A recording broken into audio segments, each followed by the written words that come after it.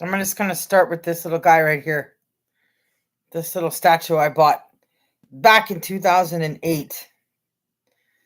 It's a symbol of Heath Ledger from the movie A Knight's Tale, which I got to watch all alone in the middle of the afternoon in a theater by myself when I was very young. Well, older than him, but in a city where there was so much option for films that I was able to get the whole room without having to rent the whole room for, like an afternoon movie theater price. So I was very happy with my experience of watching my first movie with Heath Ledger. And so I knew then that he was somebody I wanted to keep track of career-wise, and that maybe someday we could work together in something in my career. Now I'm going to put that down. That, of course, didn't happen. The reason for this video. I have a very interesting life. I have a lot of stories to tell, and I'm realizing I need to learn to slow down and sort of make a to-do list of what to do. So it's like one video at a time about one person and one series of situations or story around that one person. So I'm going to go all the way back to the beginning where it's relevant here with you guys. And I'm going to start with Heath Ledger and Brad Pitt, Angelina Jolie, Canada, Alberta, wintertime, 2007. I do security work. It's part of my career. The reason I chose security instead of waitressing or busking is because you can get your foot in the door. You can get on sets, meet people when there's no shows and they need emergency stand-ins for things that you know something about because it's your real job.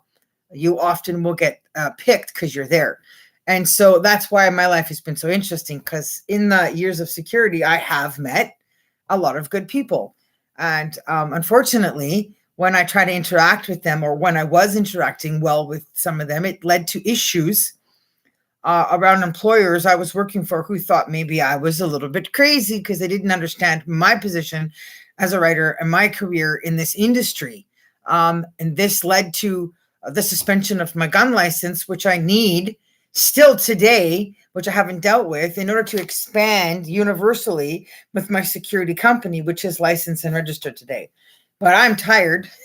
I don't have the energy to go after every little thing on my own. But they sure did work together to try and diminish my character because people don't want to see somebody else succeed above and beyond them, do better in areas or things that they wish they could do. So ultimately, underneath, there's like a jealousy that goes on. People will often get in the way and stop helping people achieve success or getting somewhere as long as possible. They will stand in the way or hurt the situation or hurt the person until the point where they can't anymore.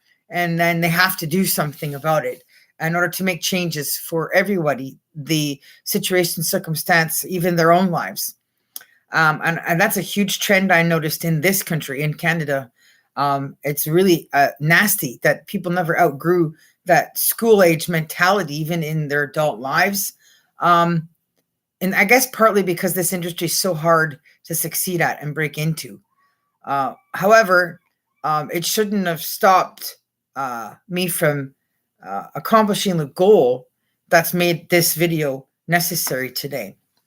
So during my path in my career, I happened to get hired by a company called Impact Security in Winnipeg, because I would bounce back and forth from British Columbia to Winnipeg due to custody issues, again, with the society around me trying to knock my character, right? Which didn't work.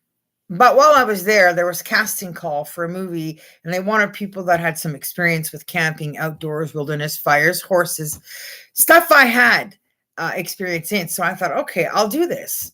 And I went for that casting call. Little did I know that would lead to this employer calling me up, asking if me and a handful of other people were willing to drive to Alberta and go be on site somewhere where the actor Brad Pitt and Angelina Jolie, before they were married, and just the first few kids they had adopted, were going to be based for the casting of this production. I'm still not sure today if it was Heath's movie or something they were working on, because the little birdie told me, as you see in the description, that Heath was going to be there because they had a really good friendship, him and Brad. So I accepted, and I drove in the winter in my car, which I got from my university loan money. And now I tell you, I don't like owning metal cars because, metal sucks in the cold, and you can have that heat jacked up, and it's not going to do anything when you're driving in winter wind to keep you warm enough. So that's where this is going. I drove all the way there. I got there, and where I was, community was not so bad, I guess, overall. But cowboys and that kind of oil world of money, that's not for me. I'm an inner city girl urchin outside of my camp life, my outdoor wilderness love for nature and animals, not people kind of person. And I stayed with the boss. Big mistake. Whatever you do, never stay with your boss. Don't ever accept staying in their house, because everybody has their issues. And he had his issues around his son and not being able to have him there. And he put me in his son's room, and I'm not his child. Anyway, turns out he's not such a good guy. So I was there on site. Brad and Angie were there.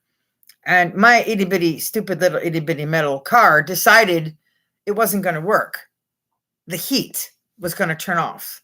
So there I was in the dead of winter doing 12-hour night shifts inside the property where Brad and Angie were in the house. Like I was inside the gate with them, and walking around to keep warm was one of the only things I could do, but also because I am a firm believer in actually doing my job in security. For me, doing my job in security, it's just this whole superwoman curl thing getting in the way. So for real security work, I do believe we're supposed to actually get up and walk around, check the property grounds, make sure everybody's safe. There's no reporters or people there with, visual aids for the dark and other things going on, so they can be safe to go out. And because my car had no heat, if I stayed in the car made out of metal that sucks in heat, then I'm going to get colder faster, and eventually the blood flow is going to slow down. My heart rate's going to slow down, and I'm going to, freeze into like a cryo chamber kind of effect. And I just realized I want to live. So I got up and I walked around. And on one of these shifts, I went and I blocked myself from the cold air, and I sat out front of the beautiful log home that they were housed in. And there's a bench there, and there's a beautiful ravine and lots of wilderness. And I sat there and I relaxed, and I closed my eyes, and I was listening to the beautiful sound of the rushing water and just the environment of nature, as I have not been camping since I was 19. So 1994 to that point was already a long time, because I was in my 30s, and I was desperately missing that last experience I'd had in Palmer Rapids, Ontario, at a place called Boundless Adventures, where there was a similar huge log cabin and a ton of property. It was right off the rushing waters of the Ottawa River, where we went whitewater rafting and did other fun stuff. And I longed for that. So to keep myself warm, I sat there, listened, and closed my eyes briefly, and just enjoyed the peace and quiet and the solitude and the safety of that moment. And apparently there was a camera recording me sitting there. And I don't know who complained, because it's not in Brad's character as a person. He's been a pretty down-to-earth guy to just make assumptions about something and then report it. Unfortunately, because he didn't come out to talk to me, because she didn't come out to talk to me, or anybody for that matter didn't come out to talk to me to ask why I would choose to be outside at night in the cold, sitting there, versus being in my car where you would assume I was being kept warm. So this blew up into this like little itty bitty frenzy in the boss's head. This is how it went with the car. When I had told him I have no heat in my car, he didn't offer to fix the heat in my car. He actually had the nerve to tell me that he wanted me to continue working those 12-hour night shifts for 2 weeks so that he could charge the car getting fixed onto his credit card and take it out of my paycheck. So I did that job for 2 weeks with a car that had no heat in the dead of winter in Alberta to keep Brad and Angie and those kids safe and warm for 2 weeks. And so there was enough time for him to tell Brad and Angie when they complained about seeing me what had happened, to tell the truth, that he wasn't a good enough man or person or employer to care enough about the safety and well-being and comfort of his staff to fix the car right away. I know, like, Brad would have fixed the car and not even care if I paid him, because I have no money. I'm a starving artist, literally a writer, have my own dreams in the industry and why I'm doing security. And they had this big, huge, beautiful truck. They have their friggin', what do you call it, 5-wheelers to go out on, and their motorcycles, whatever. So he probably would have offered the opportunity for me to sit in that truck. You can stay warm here, and everybody's happy, and we go on with our little world in life, and everything would have been hunky-dory. Heath would have showed up and everything would have been fine. But because that secret was kept in place, because that deceit, because that little piece of missing information hadn't been shared, what ended up happening is that the boss calls me into his office and says, I'm letting you go. I'm releasing you. Now, he did fix the car, take it from my check. And then shortly thereafter, I got called in and told that he was sending me on my way. And at which point I was now closer to BC, which is where I basically settled and live. This is where I'm born. Most of my family's here. I've got a 100-year history here. So I came here because it's clearly closer and don't want to be where the divorce and all the abuse and trauma from my early years are, and go back to Winnipeg. And in the winter, that's way too far of a drive. And when you get to BC, it's much warmer, because literally, like, we don't get winter here. We get rain, but we don't really get winter. So it was bad. Like, literally took the money from my paycheck, left me with almost nothing for the check I got after that, or whatever it was I had. I literally had enough gas and money to get back to Vancouver. My car ran out of gas in the alley, downtown East Side Vancouver. If that doesn't say enough about my life and the stakes that were at hand with the life I was riddled with before me, all the risks and all the factors involved in making choices to change the or circumstance and outcome of one's life. Of course, if you read my work, you know me, my background, you know what happened when I got back. So there goes my clean time, and I was back out in the thick of it. And the guy I had met that I had hoped would be in a relationship with me, to this day, cost me to go from then to now without ever actually getting married, for a second chance at trying for love and family. I have never married a second time. And I had a child only after Heath's death, because circumstances created that. So if this guy had been a good person and the adversary hadn't been able to find a way to get rid of me from that situation, that equation, the circumstances of meeting Heath would have likely had taken place, because had Brad got to know me, how nice I was and what my life had been like, how difficult and damaging it had been, if he had read my work and had known that I was there to meet Heath, he likely would have made it happen, because he would have probably picked up the phone and called him. Now, I was really beautiful. I was hot. I was smacking hot, beautiful, curly, long hair. Like, I was just stunning. Like, the soul, the inside of me was so much better than vain beauty on the outside only, where you have that emptiness inside of a person where you don't see that light, but it was there.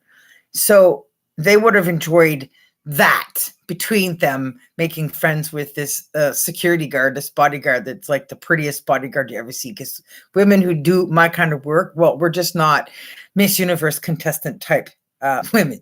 So, but there I was.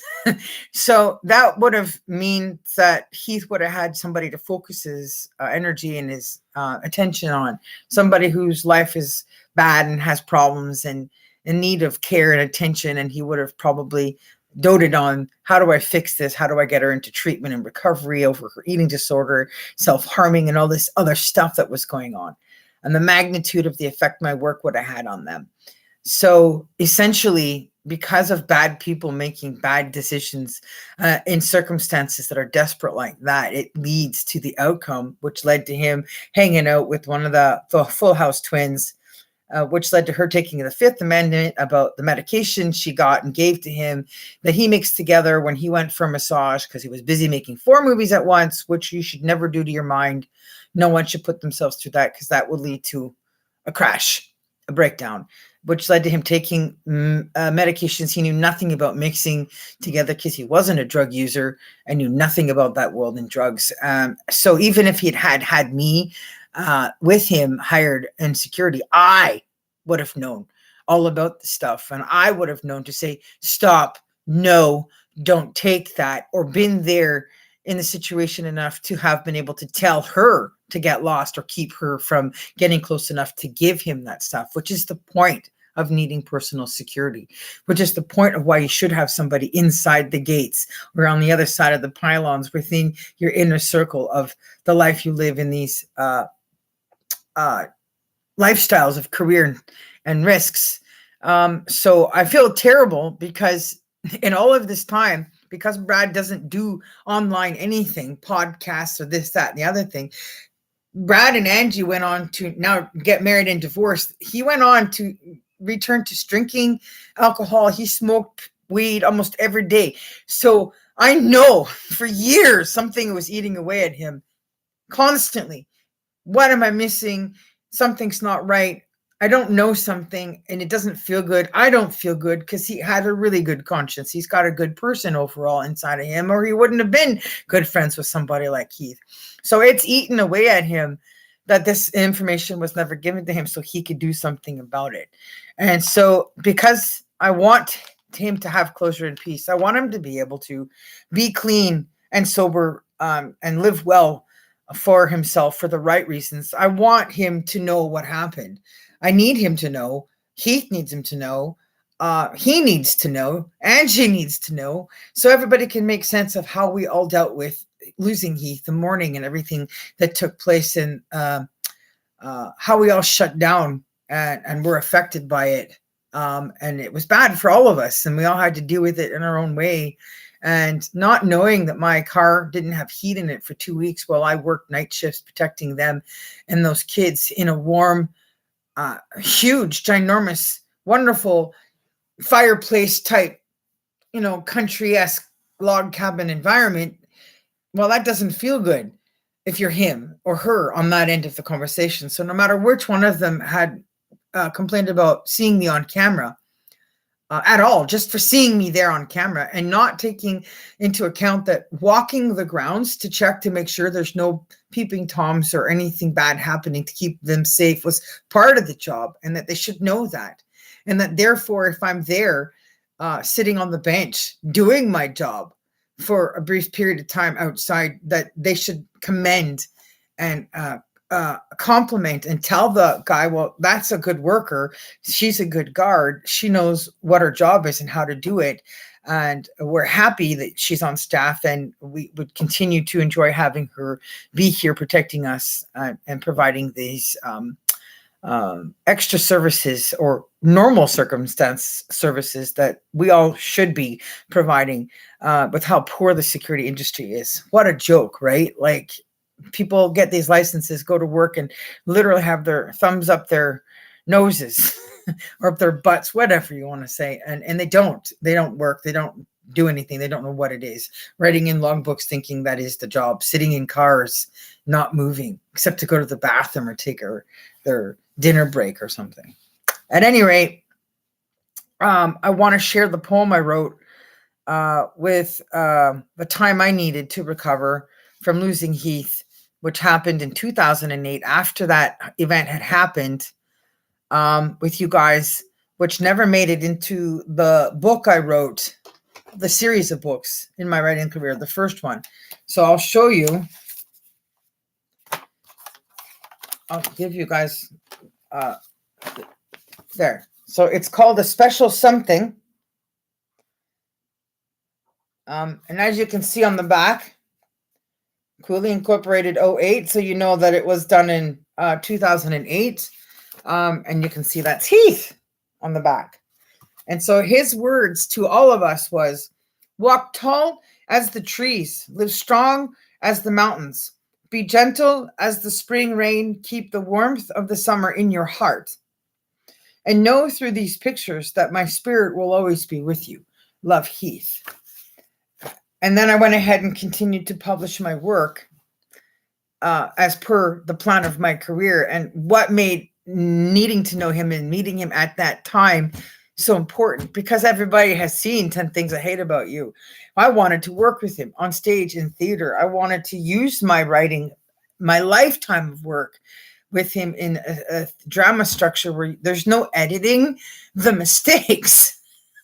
You're just out there giving your all, putting your heart on your sleeve and sharing that with everyone. And working with him in theater would have been amazing, beautiful, wonderful, fine.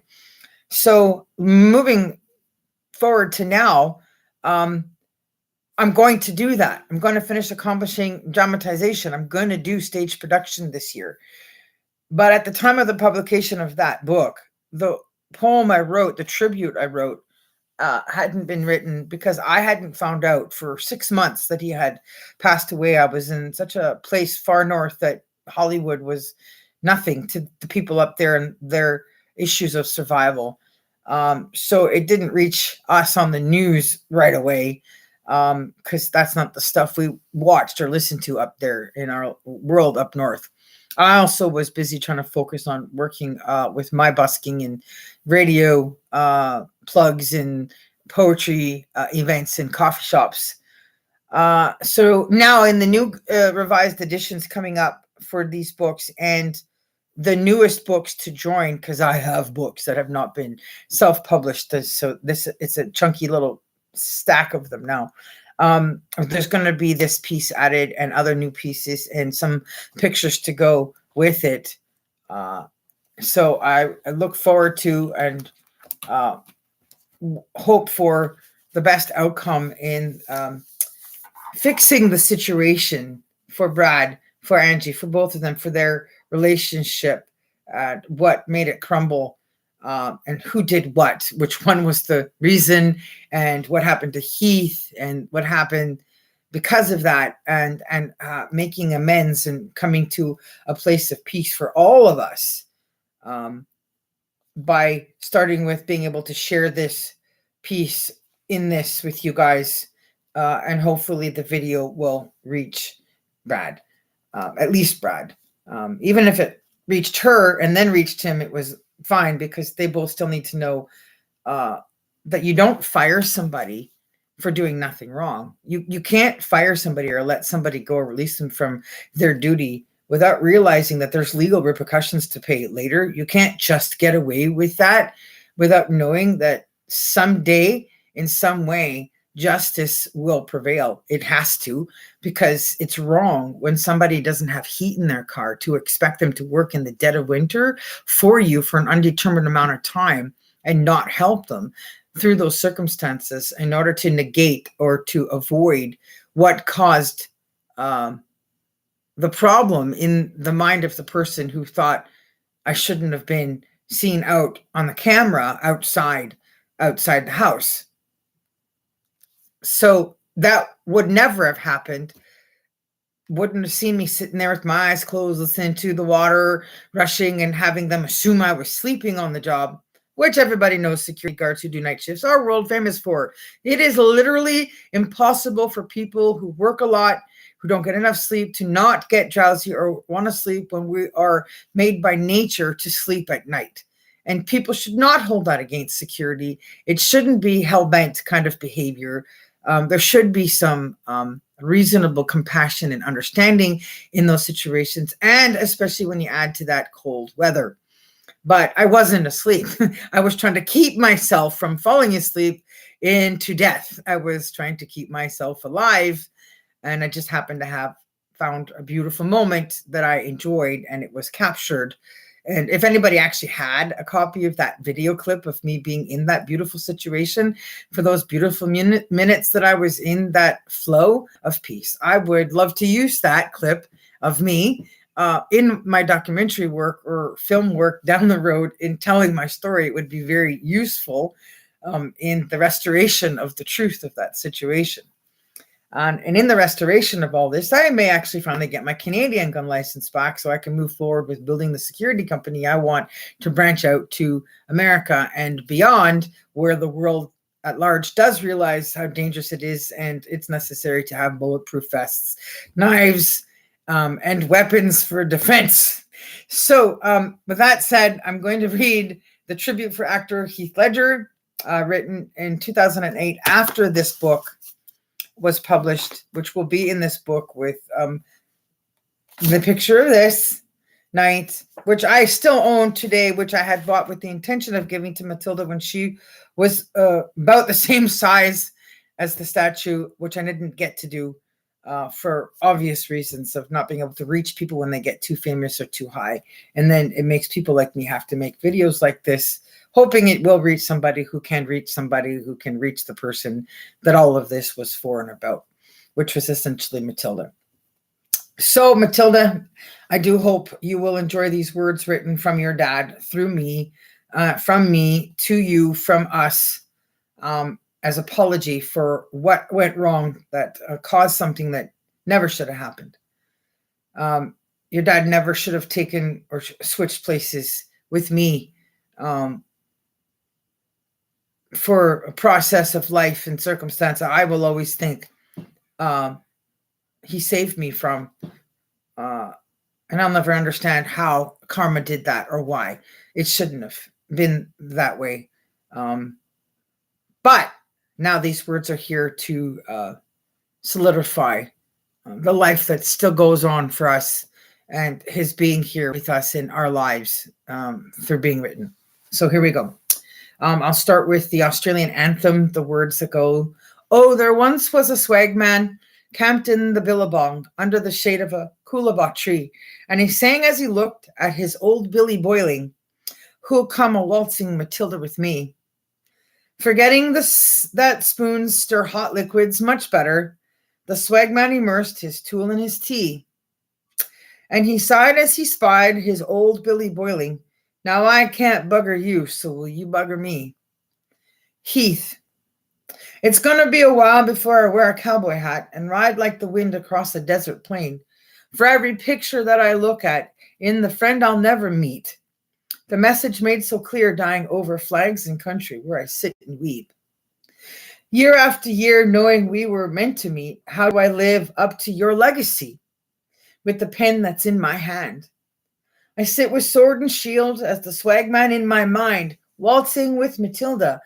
A square dance or two, I lay down my guitar and put aside my taps, then lay atop my corduroy the right picture of you, playing harmonica as I think of Nashville, Tennessee, divorcing the billabong that surrounds me, remembering the woods where I hung your apple on a tree and screamed your name to heaven, knowing where you should be, not saying goodbye to the tree of life in a place not mentioned here, as Tilda chases crocodiles without your daddy smiles. So it's going to be a while before I wear a cowboy hat and ride like the wind across Perth's desert plain, for divorcing the night that haunts my brain in the friend I'll never meet, dying over flags and country where I sit and weep, saying your name, Heath.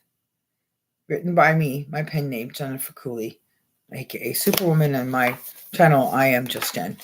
So that's closing for this video and this segment of my story in trying to reach Heath for, trying to reach Brad Pitt for 17 years for justice and closure for all of us. So I'm looking forward to people subscribing, following, as the next video is going to be about Johnny Depp and an injustice that happened there and truth about him, and then Tom Welling and the Smallville movie and so on. So it's worth keep coming back, watching these videos.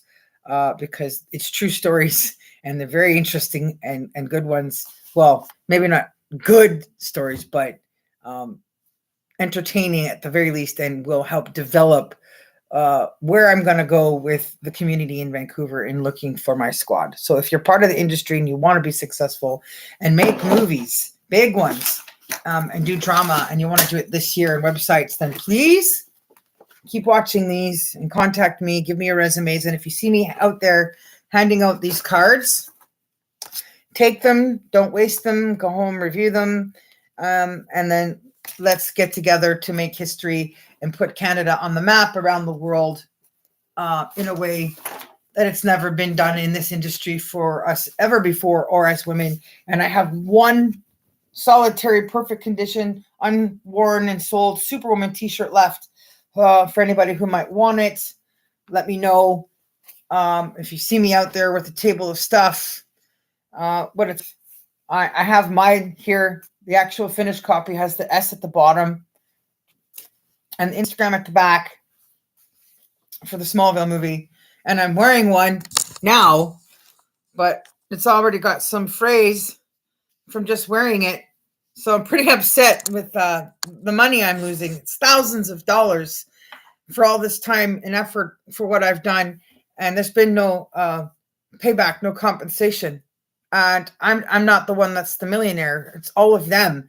They could all help to solve these problems by now. So I know in the heart of hearts of these people that are good, essentially, that the restoration is coming, that it's going to be a good 2024 year. But what I'm saying is, if somebody still wants this other newish shirt, because they were made a long time ago, they want to bid on it because they are the first shirts that were ever made from the original design. I spent hours with somebody doing, then go ahead and let me know.